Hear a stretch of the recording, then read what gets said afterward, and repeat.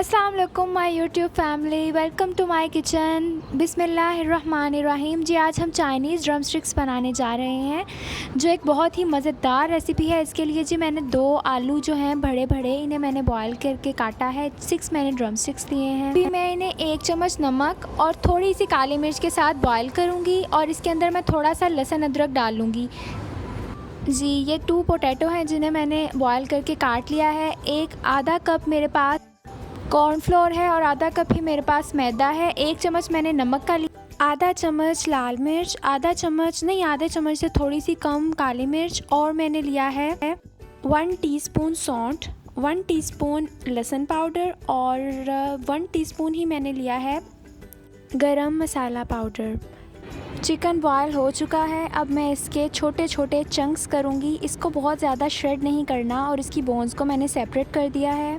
आप चाहें तो नाइफ़ से भी चंक्स कर सकते हैं और हाथ से भी छोटा छोटा काट सकते हैं। बहुत ज़्यादा मैश नहीं करना हमने चिकन को।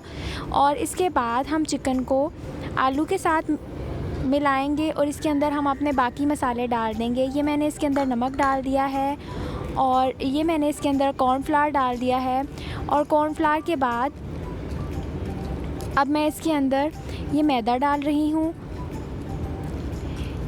मैदा डालने के बाद अब मैं इसके अंदर जी ये हमारा लाल मिर्च पाउडर जाएगा और ये हमारा इसके अंदर ब्लैक पेपर पाउडर जाएगा, काली मिर्च का पाउडर गया है। और इसके बाद जी ये हमारा सौंठ पाउडर, गरम मसाला पाउडर और लहसुन का पाउडर मैंने इसके अंदर डाला है। और ये मैं इसके अंदर थोड़ा सा केचप डाल और यहाँ सारा मटेरियल मैंने अच्छे से मिक्स कर लिया है। अब मैं छोटे कबाब की सूरत में हमारा मिक्सचर जो हमने रेडी किया है उसको बोन्स के ऊपर लगाकर फ्राई करूँगी। मैं सब बोन्स के ऊपर मसाला लगाकर अभी आपको दिखाती हूँ।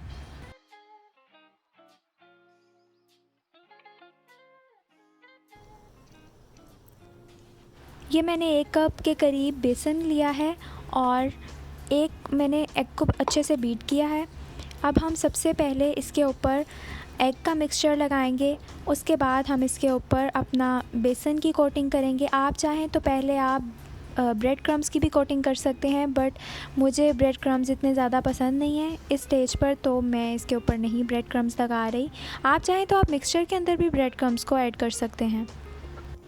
इस स्टेज पर आप चाहें तो आप इसे फ्रीज़ करके भी रख सकते हैं। जी मैंने ऑयल को बहुत अच्छे से गर्म किया है और इसके बाद मैंने इसके अंदर हमारे ड्रम स्टिक्स को डाल दिया है। आप चाहें तो गोल्डन ब्राउन करके इसे निकाल लें या फिर ज़्यादा ब्राउन करके निकाल लें। मुझे थोड़े से ज़्यादा क्रिस्पी पसंद है, इसलिए मैं ज़्यादा ब्राउन करके इन्हें निकालूँगी।